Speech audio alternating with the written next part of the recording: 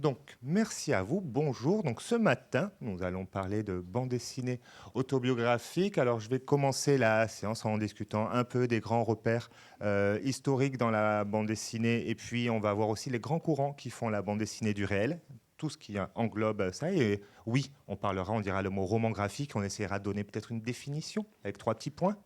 Enfin, du moins, on essaiera d'avoir une approche autour du sujet. Et puis, surtout, on aura le plaisir, donc, en deuxième partie, de recevoir 2 auteurs qui collent évidemment bien à notre sujet, qui sont Lisa Mandel et Troubs, pour un entretien d'1 heure. Donc, évidemment, j'ai préparé quelques questions, mais je compte surtout sur les vôtres pour participer à cette matinée. C'est bon, je crois que ça va bien remplir. Après, vous pourrez profiter du festival. Alors, c'est parti. Euh, pour ceux qui étaient là l'année dernière, eh bien, merci de revenir. Et pour ceux qui n'étaient pas là, je vais me présenter donc rapidement. Je suis donc Pierre Pulia. J'ai été libraire dans des librairies au nom assez imagé. Vous savez, c'est toujours comme chez un peu les coiffeurs, les noms des librairies BD. Et puis, depuis, je suis formateur pour des instituts comme l'ASFORED ou l'École de la librairie. Et puis, je travaille partiellement avec l'ALCA. J'ai ce plaisir-là aussi de faire un dossier sur la bande dessinée numérique, toujours en actualité, parce que, eh bien oui, confinement oblige. Hein, moi, je me suis retrouvé des fois avec manqué de lecture et c'était un vrai malaise. Alors, j'ai dû me mettre à lire sur mon écran et ça m'a donné envie. Et c'est comme ça, notamment aussi, que j'ai rencontré le parcours aussi de Lisa et des éditions exemplaires dont on parlera plus tard. Évidemment, et je travaille pour la revue Bibliothéca spéciale BD que peut-être vous utilisez pour faire votre veille, ou si ce n'est pas le cas, n'hésitez pas. Voilà, c'est parti pour discours de la bande dessinée du réel.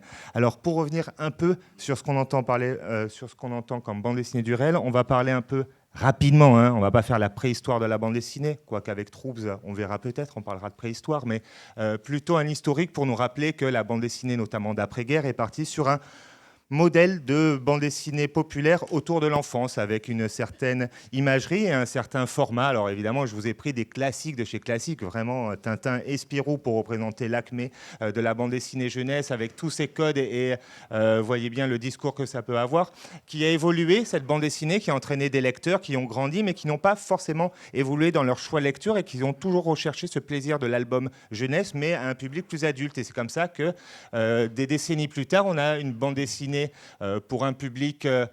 Alors c'est là ce qu'on appelle le tout public. Enfin c'est bizarre, le 7,77, on dirait que c'est une tranche d'âge pour les mêmes lecteurs, ce qui serait assez improbable. Et pour autant, c'est pour ça que dans les bandes dessinées des années 90, alors je vous ai pris là aussi, hein, il n'y a aucun jugement de valeur, c'est pour prendre vraiment des gros repères qui font la bande dessinée, comme Sillage, L'Enfest. En fait, la bande dessinée de genre. La bande dessinée de genre, vous avez compris, c'est toute cette bande dessinée qui ressemble à la bande dessinée d'enfance, mais qui a grandi vers un lectorat adulte, tout en transportant encore un peu des codes.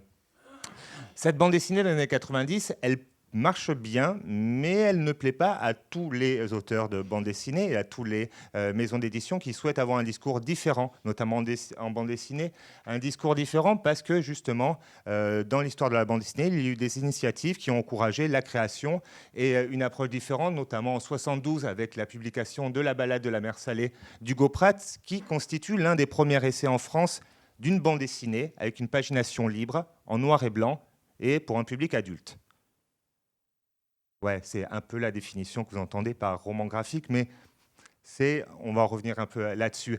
Une initiative aussi éditoriale qui est Futuropolis, lancée par Robial et Sesta, qui justement là veulent apporter une bande dessinée. Alors eux, ils aiment beaucoup la bande dessinée américaine, classique, alternative, donc ils vont énormément publier en France et faire connaître des auteurs qui sortent un peu de nos, justement, clivages de bande dessinée, et ça sera une révélation pour beaucoup d'auteurs et d'éditeurs, notamment lorsque l'association est créée. C'est vraiment en filiation un peu avec les éditions Futuropolis, et c'est aussi à cette époque-là, dans les années 70, que des initiatives de bande dessinée pour adultes, avec L'écho des savanes, Gottlieb, Bretécher et Mandrika, et bien sûr un dessin de Bretécher, l'une des plus grandes sociologues de France et autrice de bande dessinée. Donc il va inspirer une bande dessinée différente. Donc ça, je vous ai parlé de Futuropolis, c'était des grands livres. Alors pour vous qui êtes bibliothécaire, c'est un cauchemar les éditions Futuropolis. Si vous retrouvez les éditions d'il y a 30 ans, ça c'est des livres qui font 30 sur 40 en format souple. Donc, il n'y a pas une étagère qui les supporte, il n'y a pas au bout de 2 près, c'est des éventails. Donc, c'est compliqué, surtout que maintenant, ils volent très cher, alors s'il vous plaît. Mais ça va donc inspirer une bande dessinée voilà, qui sort aussi de la revue. Alors, je parle de Métal Hurlant, non pas pour la bande dessinée du réel, mais pour les initiatives graphiques en bande dessinée qui va pousser aussi la réflexion de ne pas rester enfermé dans un cadre de bande dessinée franco-belge. Et c'est comme ça qu'on va avoir une explosion dans les années 2000 d'une bande dessinée plutôt alternative. Alors, j'aime pas trop le terme indépendant, parce qu'indépendant, ça sous-entend financier. Et si on dit indépendant, ben, finalement, Glénat et l'association sont des 2 indépendants, et ça n'aurait aucun sens de les mettre. Donc, j'aime bien alternative par rapport à la rupture artistique éditoriale. Donc, quelques maisons d'édition. Alors, pardon, parce que, par exemple, je vous ai pris Pinocchio des Rocamamarteau, qui a été créé dans les années 2000, mais Pinocchio est sorti bien plus tard. Atrabi, les pilules bleues, l'association Ego Comics, qui vont justement se tourner vers le réel.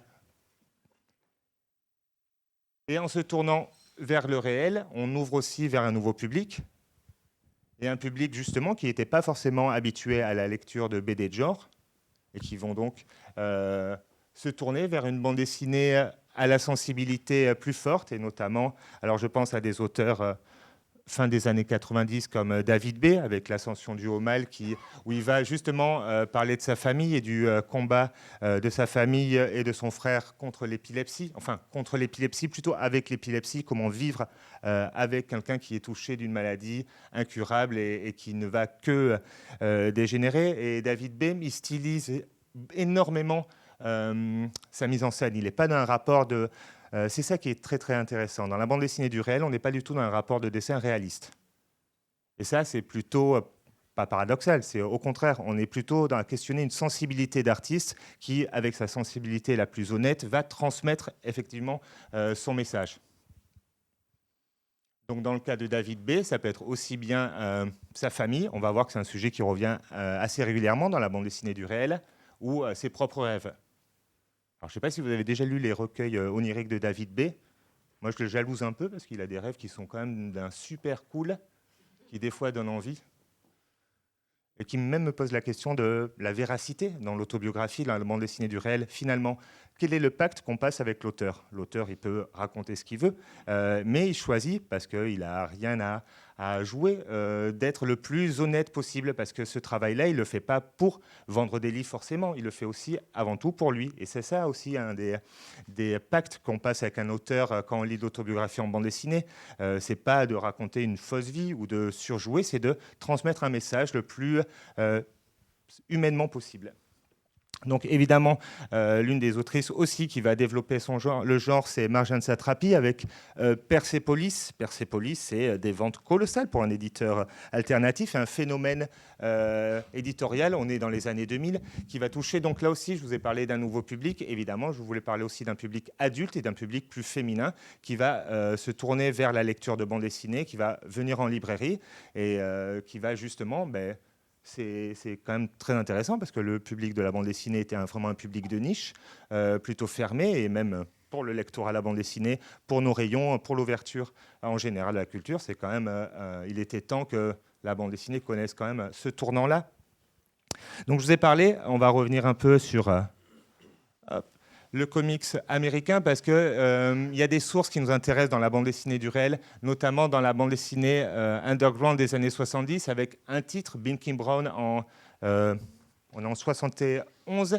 On dit que, enfin, l'une des premières autobiographies d'un auteur américain, où il raconte, alors sans filtre, sans impunité, toute sa relation coupable entre sa sexualité et son catholicisme. On le voit, hein, d'ailleurs, la couverture est assez explicite. Et du coup, à la lecture de Binky Brown, une bande dessinée qui a pourtant 50 ans, il y a vraiment un certain malaise, il y a un effet qui est voulu par l'auteur de se livrer comme ça, vraiment sans retenue, sur aucun tabou, qui mène sa propre vie, et on sent qu'on lit presque une thérapie dessinée. Et ça, c'est très intéressant parce que jusqu'à présent, la bande dessinée n'était pas forcément ce maillon d'humanité, cet appel comme ça d'honnêteté, de main tendue, et qui a énormément d'écho chez les lecteurs. On le verra plus tard avec des travaux d'auteurs qui, après, résonnent toujours dans notre société. Et c'est maintenant aussi l'une des grandes, pas fonctions de la bande dessinée autobiographique, mais une de ses belles conséquences, c'est que justement, elle résonne dans notre société et elle nous pousse maintenant au débat. Et c'est intéressant. Mais avant d'arriver là, évidemment, quand on parle underground et auteur américain, dans la bande dessinée du réel, on parle de Robert Crumb. Et Robert Crumb, donc lui, il commence dès les années en 69 avec Zap Comics. Et il commence la bande dessinée en 71 avec d'abord des récits animalier, parce qu'il aime beaucoup les dessins de Karl Barks et de Picsou, avant de partir dans sa propre bande dessinée autobiographique, où il va se révéler lui aussi sans aucun tabou sur sa propre frustration sexuelle, identité sexuelle. Et Robert Crumb, il ne faut pas croire que maintenant il est consacré comme effectivement le pape de l'underground, mais dans les années 70-80 aux États-Unis, il est quand même attaqué pour de nombreux procès. Notamment, il a des histoires où il n'hésite pas à maltraiter les femmes, de toute sa réflexion, en présentant lui-même un personnage, tout ce qu'il y a de plus vil, misérable et pathétique dans l'être humain, en fait. Donc lui, il fait vous voyez, une espèce de réflexion par fétichisme. Je ne sais pas comment il faut le définir, c'est Robert Crumb. Donc évidemment, son travail a pu choquer, choque encore, mais pas tout son travail. Aussi, c'est aussi un fan de blues, et il aussi voilà, toute cette particularité. En suivant, évidemment, quand on parle de Robert Crumb, on ne peut pas ne pas parler aussi de Alice Kominsky, dont le festival rend hommage suite à son décès il y a quelques semaines, qui, elle aussi, dans les années 70, va de la même manière un peu que Robert Crumb, expérimenter ses propres malaises psychiatriques et sexuels dans la bande dessinée, et encourager aussi les autres femmes à libérer la parole autour de sujets qui sont les mêmes sujets, de toute façon, qui habitent toujours la société aujourd'hui, à savoir la violence qui sont faites aux femmes, une violence à la fois psychologique ou littéralement physique, et de la dénoncer à travers le biais de l'art et de la bande dessinée. Je ne sais plus exactement l'hommage, s'il y a une expo ou s'il y a quelque chose autour du salon, mais évidemment, je vous encourage à aller regarder, ou de vous procurer même le recueil Women Comics chez Comics Initiative. Tout ça nous pousse un peu plus tard, en 1974, avec un auteur qui est Will Eisner, qui a commencé sa carrière en travaillant dans du super-héros. Will Eisner, notamment, il a travaillé sur Superman dans les années 40, puis il a inventé un super-héros qui est le Spirit. Par contre, il a vu des trucs, lui, aux États-Unis, qui l'a rendu mais fou furieux. Notamment, il a vu l'auteur de Superman se faire spoiler de sa création contre $2000, et après, les droits du personnage appartenaient à l'éditeur. Il a vu vraiment des gens finir misérables et qui ont passé toute leur carrière à dessiner, et ça l'a beaucoup affecté, et lui, il s'est dit, mais il faut faire quelque chose, notamment pour le métier d'auteur aux États-Unis. Lorsque vous créez un personnage, il appartient à l'éditeur. Évidemment, la même chose en France ou au Japon ou dans d'autres nations de bande dessinée. Et lui, il a donc voulu changer ça. Et Will Eisner aussi, il a voulu raconter des histoires qui étaient justement à dimension humaine, des histoires de son quartier d'immigrés juifs new-yorkais. Et ces histoires-là, il a voulu les raconter en noir et blanc, sans cases, avec une nouvelle manière de raconter, une nouvelle approche. Et il voulait se séparer du comics de super-héros. Et lui, il voulait une dimension un peu plus romanesque. Et c'est comme ça qu'il a appelé ses bandes dessinées du graphic novel. Mais c'est une manière, quand Will Eisner arrive avec cette appellation, c'est pas qu'il veut lancer la mode du roman graphique, c'est qu'il veut surtout se démarquer du genre dominant qui est le genre super-héros. Et si vous allez dans une librairie aux États-Unis, très très longtemps, il n'y avait que 2 rayons dans une librairie BD aux États-Unis, il y avait vraiment super-héros et non-super-héros. Point. Et souvent, le non-super-héros, c'est tout ce qui est en bas. Et c'est très marqué. Nous, on s'en rend moins compte parce qu'on a quand même la loi Lang qui est fait qu'on n'a pas forcément les mêmes besoins de rentabilité qu'aux États-Unis. Si on ne vend pas, on n'existe pas très vite. Donc lui, il a réussi à notamment intéresser les syndicats sur le droit des auteurs. Et depuis, vous le savez, maintenant aux États-Unis, le prix consacré à la bande dessinée s'appelle les Eisner Awards, pour justement célébrer l'auteur. C'est un auteur qui a forcément lancé des générations d'auteurs. Et on pourra remarquer que cette bande dessinée alternative américaine qui parle du réel est une bande dessinée qui est marquante, c'est-à-dire là je vous ai mis en gros par décennie, de Mouse de Art Spiegelman, des Love and Rocket de Charles Burns, de Alison Bechdel qui a aussi sorti Le secret de la force surhumaine récemment, Daniel Close dont les œuvres sont rééditées, ou moi ce que j'aime c'est Les monstres d'Émile Ferris dont on attend le second tome un jour, 3 petits points, mais normalement, enfin, on verra. Ce qui est intéressant c'est de voir que ce genre de livres sont des livres qui, même quand j'ai mis la diapo, je voyais bien que même si vous êtes un peu dans l'obscurité, il y a des pétilles dans vos yeux qui ont sauté parce que c'est des livres qui nous marquent, c'est des livres qui nous ont touchés, c'est plus que des livres, c'est des expériences humaines, c'est des livres qu'on aime offrir à Noël parce que on transmet quelque chose, on transmet un morceau de nous. C'est pas juste comme si on offrait le tome 52 d'une bande dessinée qu'on aime bien. On est engagé dans un pacte d'humains à travers ces œuvres-là. Et c'est ça qui fait que c'est une bande dessinée qu'on remarque et qui intéresse notamment vos lieux, les bibliothèques, et qui, moi, je trouve, devrait justement aussi toucher des lecteurs, je crois que je l'ai dit, mais il faut vraiment insister, une bande dessinée qui touche des lecteurs qui ne sont pas des lecteurs de bande dessinée. Est-ce que vous comprenez ce que je veux dire, Ce lectorat qui dirait une bande dessinée, mais parce que celle-ci, elle a quelque chose. Elle a de l'humain, en fait. Et c'est ça qui nous plaît. C'est ça, ce rapport au réel, c'est ce rapport à l'humanité. C'est pas pour rien que je disais souvent récompensé. Il y a 2 ans, le Grand Prix était donc attribué à Chris Ware avec son approche obsessionnelle de la vie en bande dessinée et dont vous avez pu voir le travail et l'exposition qui a tourné. Et cette année, nous avons donc le plaisir d'avoir Julie Doucet, autrice canadienne, là aussi, indispensable de la bande dessinée autobiographique et qui a marqué son temps, c'est-à-dire les années 90, aussi bien pour son esthétique que son ton, là aussi, sans filtre, voire une urgence dans son propos, quelque chose de, pas une frustration, mais plutôt une espèce de cocotte minute humaine qui en a marre de bouillir et qui explose comme ça, et qui explose grâce à ses pinceaux, à ses collages, à son expressivité, et qui arrive vraiment à vraiment nous mettre une claque, et qui parfois nous dérange. Le travail de Julie Doucet, il n'est pas forcément là pour nous flatter la rétine ou pour nous rappeler que la vie est tranquille ou poétique. Au contraire, la vie peut être un combat, et celui de Julie, et c'est un peu aussi celui de beaucoup de femmes et celui de beaucoup d'humains avant tout. Évidemment, vous allez la retrouver sur le festival, et vous pouvez aussi trouver à l'association, puisque vous savez, elle a arrêté la bande dessinée sous forme de comics. Elle a fait énormément de petits fanzines, puis d'albums, et elle est toujours intéressée par l'art. Et là, son dernier bouquin, Suicide Total, c'est un Leporello, une fresque de 20 mètres de long. Donc, mais c'est super pour les animations. Vous cherchez une frise, vous cherchez une fresque, bam, vous passez sur le stand de l'Asso et vous faites une expo Julie Doucet dans votre bibliothèque. Pour rien, c'est super. Vous en prenez 2, comme ça, vous les coupez, vous faites des petits collages et tout. Si l'Asso, ils seront hyper contents si vous faites ça, et Julie aussi. Voilà, mais voyez ce rapport comme ça d'humanité. Depuis, on peut avoir du comics bio. Là, je vous ai mis quelques titres récents. Et en fait, on va modérer le récent, parce qu'il y en a qui ont presque 20 ans, mais c'est rien, 20 ans. Donc, quand je dis récent, c'est tout pour pas dire... qui sont aussi variés. Et c'est ça, en fait, qui doit vous intéresser. Maintenant, on va le voir, dans la bande dessinée franco-belge, il y a tellement de sujets d'humanité que c'est presque vous qui devez vous dire vers où je veux aller, quelle voix je veux exprimer. Quelques titres que vous avez bien aimés? Quelque chose qui se remarque? Moi, j'aime bien tout, alors...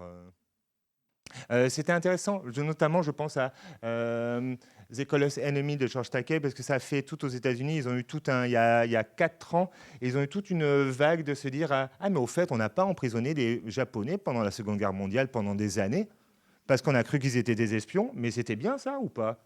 Je sais pas, on a oublié. Et puis là, en fait, c'est des petits-enfants de cette génération qui ont pris la parole et qui ont pris à travers les médias. Il y a des séries télé, il y a donc des romans, et il y a donc aussi George Takei, que vous connaissez peut-être parce qu'il était dans la série Star Trek originale et qui du coup est une personnalité très marquante, notamment dans les réseaux sociaux, et qui a donc raconté l'histoire de sa famille à travers ses camps. Évidemment, les témoignages d'Alison Bechdel, où moi j'étais touché parce que aussi par le livre de Paul Dini, Dark Knight, l'histoire d'un auteur qui écrit Batman. Vous savez, c'est l'auteur qui a écrit notamment la série animée Batman des années 90. Et un jour, il sort de son boulot et il se fait tabasser par deux types comme ça, qui le dépouillent et qui le laissent quasiment mort dans la rue. Il est à l'hôpital et son premier réveil, c'est il n'y a pas de Batman quoi, dans la vie. Dans la vie, tu te fais vraiment tabasser, il n'y a pas de sauveur, quoi. Il n'y a pas ce mythe, justement, de l'homme un peu qui arrive et qui sauve la situation, même dans les temps les plus obscurs. Tout ça, ça n'existe pas. C'est du flanc que moi-même j'alimente. Et donc, toute une remise en question créative de quelqu'un qui génère des fantasmes chez les autres quand lui-même, il est en train de mourir le sien. Donc, sur la création, ça pouvait être, je trouvais que c'était intéressant. Mais Vera Brosgol et son été dans un camp soviétique aux États-Unis est impayable aussi, quoi. Enfin, il y a beaucoup d'auteurs marquants. Et là, parmi les auteurs américains, évidemment, qui ont marqué, Derf Backderf, alors mon ami Demer, qui est une approche, là aussi, quasi sociologique, en fait, de l'autobiographie. Derf Backderf, il n'est pas dans une autobiographie totale. En fait, lui, il va prendre du recul, il est dans l'enquête autobiographique, et on va en reparler, il se met dedans, comme on peut voir dès la couverture, en fait, de l'album, où on voit donc le tueur en série en devenir, Jeffrey Dahmer, qui vous regarde de son air le plus inquiétant, et puis tout le monde qui ferme les yeux comme ça, comme personne n'arrive à voir les événements à venir. Et on a notre auteur qui le regarde de biais, comme ça, une main un peu penchée, pour annoncer voilà, qu'il est le témoin, justement, des choses à venir. Mais dans son approche, on a ce côté qui, je trouve, très touchant, pas de la personnalité de Jeffrey Dahmer, mais plutôt d'une personnalité d'un jeune garçon homo, alcoolique, laissé sur le côté et surtout incapable d'empathie. Et donc cette dimension-là qui est marquante quand on lit un ouvrage comme ça et qui doit continuer même à trouver. Alors on est bien loin du sensationnalisme de la série sur Jeffrey Dahmer qui a eu récemment de Ryan Murphy, puisque la série de Ryan Murphy, c'est bon. Moi, j'ai surtout eu l'impression qu'il voulait raconter une analogie du sida avec son personnage de Jeffrey Dahmer. Mais donc là, on n'est pas du tout dans le même rapport. Bref, la bande dessinée du réel, c'est quoi ? C'est une variété illimitée de sujets autour de l'humain. Donc, c'est ce que je vous dis. Ça doit venir de vous. Si vous avez envie d'avoir des enquêtes sur l'écologie, si vous avez envie d'avoir des témoignages, si vous avez envie d'avoir des choses qui peuvent résonner avec des thématiques que vous avez déjà peut-être placées dans vos lieux ou que vous souhaitez mettre en avant dans les jours à venir. C'est un genre particulièrement médiatisé et apprécié par les institutions. Alors, c'est vrai que parfois, ce n'est pas les bandes dessinées qui se vendent le plus, mais c'est celles qu'on entend le plus parler sur les radios, sur les magazines, parce que le réel a effectivement une dimension un peu plus légitime culturellement qu'une bande dessinée de genre qui raconterait l'histoire d'un chevalier ninja qui se bat contre un monstre pendant 40 tomes. Donc, c'est une bande dessinée lue par des non-lecteurs de bande dessinée de genre, a priori. Et ça, moi, qui étais libraire, je l'ai vu. C'est rare, les gens qui m'achètent et Largo Winch et un témoignage sur le Laos. C'est assez rare. Et en principe, ils sont presque parfois en conflit. Genre, une bande dessinée pourrait déranger les autres publics. Alors ça, c'est très étrange quand vos publics boudent un peu vos bandes dessinées parce que ce n'est pas celle qui leur convient le mieux. Bon, ça, c'est un autre débat, mais... beaucoup de créations féminines pour un lectorat adulte féminin. Ben oui, il était temps quand même qu'on ait déjà... alors ça vient aussi d'une chaîne du livre qui a longtemps été sur un modèle masculin parce qu'on était dans l'impression que la bande dessinée, c'était que pour les petits garçons, et après que pour les petits garçons devenus grands. Mais on a rarement, et notamment, il y avait peu de maisons d'édition dirigées par des femmes ou des auteurs qui étaient mis en avant. Et là, heureusement, depuis 30 ans, les choses changent. Pagination libre, c'est-à-dire que c'est des livres qui, en principe, plutôt épais. Ça compte, parce que j'aurais pu rajouter pagination libre, 3 petits points, donc prix plutôt élevé. C'est vrai, parce que je pense à vos budgets et tout, c'est pas la même chose. Est-ce que je dois acheter 3 tomes de One Piece ou je dois acheter cette bande dessinée et ça peut être des sacerdoces pour vous, mais l'avantage c'est qu'il y a assez souvent des one-shots où il y a peu de tomaisons, donc il y a peu de tomes. Donc C'est pas mal, hein? Est-ce qu'il faut acheter les 35 tomes des 5 terres ou alors juste cette bande dessinée essentielle qui va vous faire toute l'année et vous allez pouvoir mettre en avant? D'un point de vue du dessin, alors bon, ça c'est mon analyse, hein, elle vaut ce qu'elle vaut, c'est pas non plus empirique et je dois rater des points là-dessus, mais c'est souvent un dessin pris sur le vif, il est peu réaliste mais plutôt stylisé, parce que ce qui compte, c'est d'entendre la voix, le trait, l'expression en fait d'un auteur, plutôt que sa technique.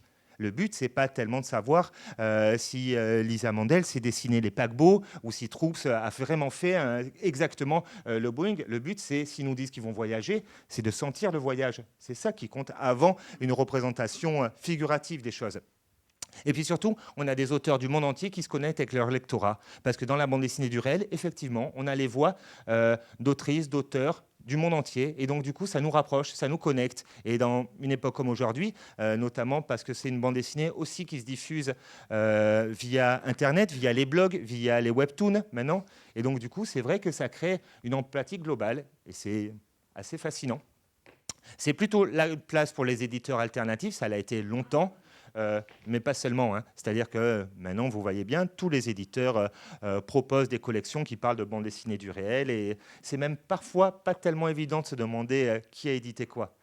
Parce qu'on a tous des livres qui ont souvent des mêmes formes et c'est pas toujours évident. Mais ça, c'est pas très intéressant pour vous. Donc l'autobiographie en franco-belge, là, donc c'est le dessin du mois, c'est-à-dire souvent c'est des auteurs qui se plongent dans leur histoire de famille, dans leur propre expérience, pour nous rapporter un événement qui peut être traumatique ou pas, hein, qui peut être fondateur.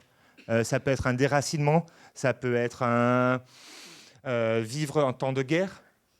Et souvent, ce qui compte, alors pour vous, lecteurs, c'est aussi de recevoir une information d'une expérience de vie que vous n'avez pas vécue, donc par procuration.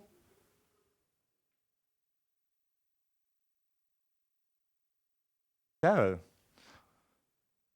c'est assez fort. Ces bios peuvent aussi servir d'exutoire, c'est-à-dire, je vous ai parlé de traumatisme, mais là on est carrément dans une catharsis, que ce soit Pompéo, le journal de Fabrice Néo, où il racontait effectivement son éveil à la sexualité et comment la gérer dans une ville de petite importance. Et puis évidemment, les autrices et les auteurs qui ont été les survivants des attentats de Charlie Hebdo et qui ont raconté leur histoire en dessin. Et évidemment, c'est un dessin qui ne peut pas mentir. Là, il n'y a aucun intérêt de la part de Coco, de Meurice, de Luce d'essayer de raconter ce qu'ils n'ont pas vécu ou une émotion qu'ils n'auraient pas eue. Et donc, ces bandes dessinées-là sont vraiment des témoignages qui sont précieux parce que dans l'expression de la bande dessinée, il n'y aura aucun équivalent. Rien ne pourra rendre, je trouve, d'une manière plus authentique, en fait, ce discours-là. Et en même temps, c'est le genre aussi de pensée, d'actes artistiques qui ne sont pas médicaux. C'est vraiment de l'expression, je trouve, touchante et puis unique, liée à la bande dessinée. Et donc les biographies peuvent aussi servir pour des sujets engagés, notamment. Alors là, je parle de féminisme parce que c'est un sujet qui est particulièrement bien nourri en librairie et qui a toute sa place aussi dans la bande dessinée avec des auteurs de. Alors il y a Florence Dupré-Latour, évidemment. Là, elle sort un jumelle qui doit arriver, qui reprend sa relation légèrement compliquée avec sa sœur, ou sinon des essais justement pour vraiment pour faire résonner auprès d'autres jeunes femmes. Donc c'est effectivement, là, c'est pas la diapo préférée des lecteurs de Largo Winch, mais quoique,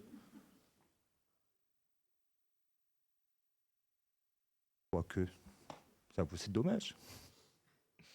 Je vous ai parlé aussi de transmission d'humains. Je pense notamment au travail de Fabien Toulmé, que vous avez rencontré peut-être avec son premier livre, C'est pas toi que j'attends. Donc lui aussi, il vient de la famille. Vous voyez, il raconte sa famille et puis il va raconter celle des autres, et notamment dans l'Odyssée d'Hakim, qui, moi, m'a fait penser notamment au photographe d'Emmanuel Guibert pour une représentation justement de l'immigration qui n'est pas celle qu'on voit dans les journaux, qu'on voit dans BFM TV, qui n'est pas dans le spectaculaire, mais qui est vraiment dans en fait, ce qui fout la trouille, notamment dans l'Odyssée d'Hakim, c'est pas tellement les policiers ou les dents pointues des chiens, c'est le froid, c'est la solitude, c'est l'incertitude. Et ça, c'est très, très bien retranscrit et ça nous donne vraiment une expérience. Et on va le revoir évidemment aussi avec le travail de Lisa Mandel quand elle nous témoigne de la jungle de Calais, à quel point, là aussi, elle ouvre des yeux et la bande dessinée nous permet d'avoir un filtre que les autres médias ne nous offrent pas. Et c'est très, très important. Son dernier livre en date, c'était En lutte. L'année dernière, je vous ai parlé de manga, mais le manga aussi parle d'autobiographie. Et depuis la même époque, l'année dernière, je vous ai parlé du Gekiga dans les années 70, avec des auteurs comme Tsuge. Tsuge, c'est un peu l'équivalent de Robert Crumb, en faisant très, très, très schématique. Mais du moins, c'est la même importance comme ça de rupture stylistique. Et donc, on a des mangas voilà, qui sont des autobiographies, là aussi, sans filtre, honnêtes. C'est pas toujours évident parce que dans la bande dessinée japonaise, la codification est encore plus élevée presque que notre bande dessinée. Donc pour sortir du cadre, et notamment avec par exemple sur la guerre, Opération Mort, où Mizuki raconte que justement les morts n'ont jamais... Trop marque, vous voyez peut-être assez bien, je n'ai pas besoin de le lire. Je ne vais pas me mettre devant, c'est tout. Gen d'Hiroshima, ou alors... j'ai oublié... Solitude d'un autre genre aussi, j'ai oublié le nom de l'autrice, elle fait un travail incroyable et c'est pareil, on le lit, c'est, je trouve, très touchant. Dans la bande dessinée de genre, vous avez peut-être vu hier l'information tomber, mais le grand prix de la bande dessinée 2020, ça fait quoi? Ça fait 2023, c'est Riyad Sattouf. Et Riyad Sattouf, lui, se positionne, moi je trouve, un peu entre les genres, entre l'autobiographie et l'autofiction. C'est-à-dire que longtemps, il a dessiné des doubles, Pascal Brutal notamment, c'est un double fantasmé de Riyad Sattouf, et on trouve énormément d'éléments de Pascal Brutal dans L'Arabe du futur. Ça peut être étonnant dit comme ça, mais si, il y a vraiment le même. Il a répété, il a vraiment fait beaucoup d'autofiction, notamment au cinéma. Les Beaux Gosses, tout ça, c'est Vincent Lacoste. Il le racontera plus tard donc, dans le livre Le Jeune Acteur. C'est littéralement un double de lui-même. Alors, évidemment, c'est un double donc il essaye de capter aussi il n'est pas d'une autobiographie totale comme il est dans L'Arabe du futur, mais il essaye de capter l'esprit qui faisait sa jeunesse à l'époque. Mais je garde, peut-être que l'année prochaine, on parlera un peu plus longtemps de Riyad Sattouf.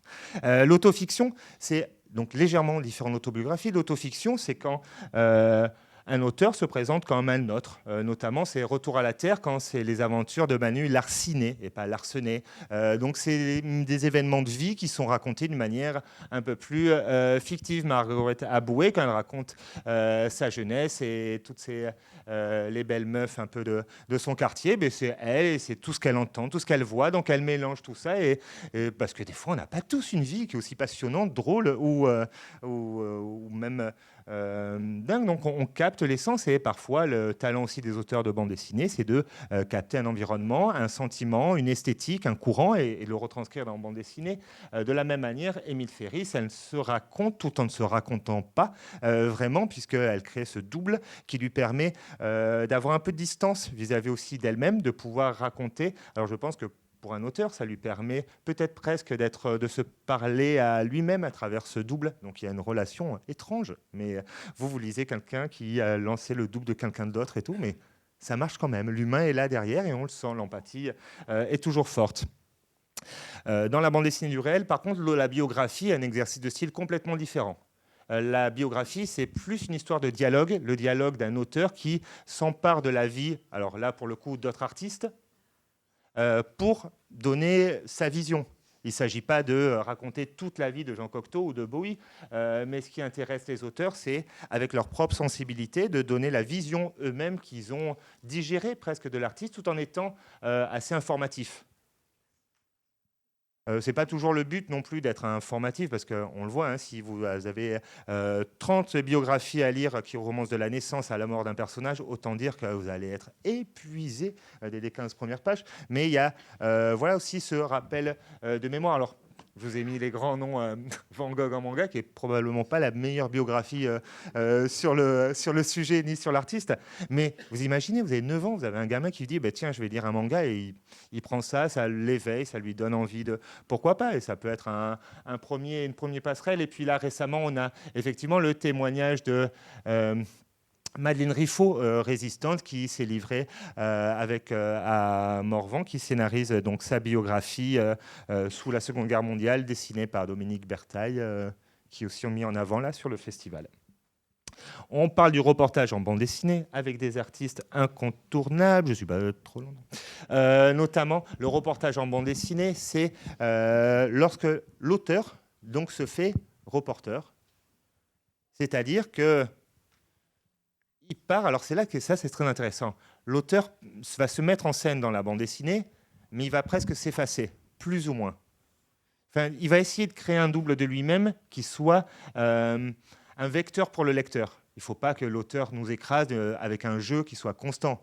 Je me suis levé là, je suis allé là, oh là là, il n'y a plus de pain ce matin, c'était horrible et tout, qu'est-ce que je vais pouvoir déjeuner?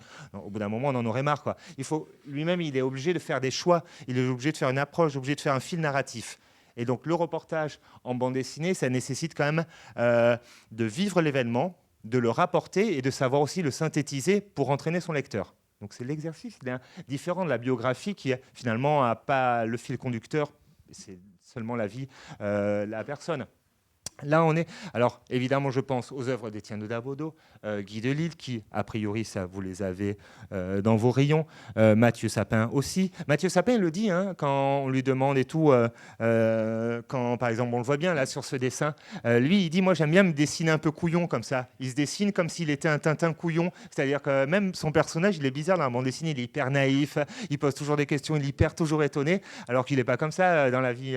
Mathieu Sapin, il dit, mais non, mais ça me permet aussi comme ça de laisser plus de champ en fait, plus de dimension à Gérard Depardieu en passant comme ça ce petit personnage simple et tout. Donc c'est aussi en s'enlevant de la réalité qu'il laisse le champ un peu plus libre, notamment sur le château, où là pour le coup il se fait seulement les yeux et la main, c'est-à-dire le dessin, le témoin. Comme ça serait presque un témoin de procès qui retranscrirait comme ça d'une manière presque neutre, alors qu'en fait, il n'y a pas du tout de neutralité, parce que c'est son sujet, c'est lui qui choisit de le raconter. Donc il a bien une idée derrière la tête. Mais c'est très bien fait la manière dont le personnage, comme ça, se soustrait. De la bande dessinée de reportage, on en a notamment avec une initiative qui est hyper passionnante, qui est donc la revue dessinée et son équivalent Topo pour les jeunes. Vous en avez fait, vous, les acquisitions vous avez les abonnements de la revue dessinée de Topo? Moyennement? Si. Alors, c'est intéressant. C'est donc de la bande dessinée de reportage, vous savez, qui donc compile des sujets, alors sous forme de bande dessinée, soutenue par à chaque fois un appareil critique qui reprend des journalistes, des textes, des chiffres, qui donnent une dimension encore plus... qui nous donne envie d'aller plus loin.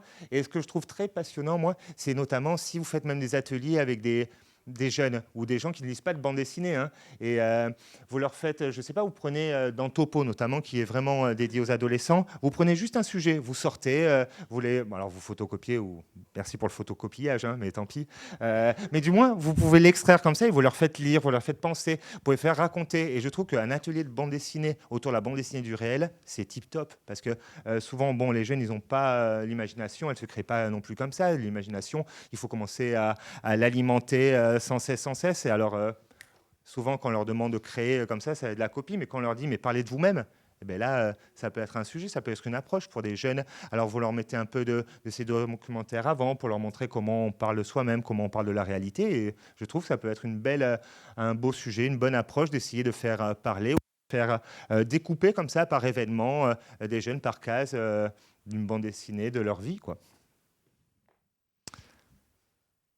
Enfin, le journalisme en bande dessinée, là, on est toujours dans la bande dessinée du réel, mais on bascule dans une approche vraiment, elle, purement professionnelle, avec un objectif journalistique. Notamment, c'est le cas de Josako, qui, lui, fait donc des reportages sur des lieux de guerre en activité ou dans les ruines encore fumantes de ces lieux. Et il raconte justement, lui, avant tout, les dégâts humains. C'est ce qui l'intéresse, hein, rendre compte des gens, des situations. Et donc là, c'est une bande dessinée qui nous a appris qu'elle n'avait pas à complexer vis-à-vis de n'importe quel reportage, n'importe quelle vidéo ou photo. Et même, comme dit Spiegelman, donc Photoshop nous a montré que les photographies mentent, hein. On ne peut plus vraiment faire confiance à un photographe. C'est plus facile de faire confiance à un artiste. Quand il dit ça, qu'est-ce qu'il veut dire? C'est qu'il veut dire qu'un artiste, lui, il va passer le temps sur un dessin et donc il va peut-être peser le fait qu'il va choisir d'intégrer un élément ou un autre, et il va vraiment le faire avec un esprit d'attention pour ses lecteurs qui n'est pas différent de celui de la photographie. Pardon, j'ai une anecdote un peu naze, mais ça me fait vraiment penser à ça. J'ai oublié en plus le cadre, alors vous me pardonnerez. C'était il y a 2-3 ans, il y avait une conférence pour l'écologie, c'était je crois en Afrique du Sud. Et donc il y avait une photo qui avait scandalisé un peu le net parce qu'on voyait donc 4 femmes photographiées comme ça sur un très joli bâtiment. Et la photo en fait faisait scandale parce qu'en fait elles n'étaient pas 4 femmes à avoir lancé l'événement, elles étaient 5, et dont une femme de couleur. Mais elle n'était pas sur la photo. Alors on a fait, mais pourquoi vous n'êtes pas sur la photo? Et le photographe dit, mais c'est bien simple, en fait, les 4, elles étaient groupées, et la 5e, elle était un peu à côté, et donc sur la photo, ça ne faisait pas joli, quoi, parce qu'il y avait un trou. Et donc c'est ce qu'il dit, Spiegelman. Donc le photographe, il se dit, ah ouais, mais ma photo, elle n'est pas équilibrée, tant pis, ça ne rend pas compte de la réalité, ce qui compte, c'est que la photo soit belle et qu'elle fasse bien, elle marque bien l'impact. Et donc, quitte à tromper un peu la réalité, ça lui permettait d'illustrer son sujet. Alors qu'un photographe, peut-être qu'un dessinateur aurait simplement rapproché le personnage des autres. Ou alors marquer justement le fait qu'il y a une distance entre eux et expliquer pourquoi il y avait peut-être une distance entre eux. Entre elles, pardon.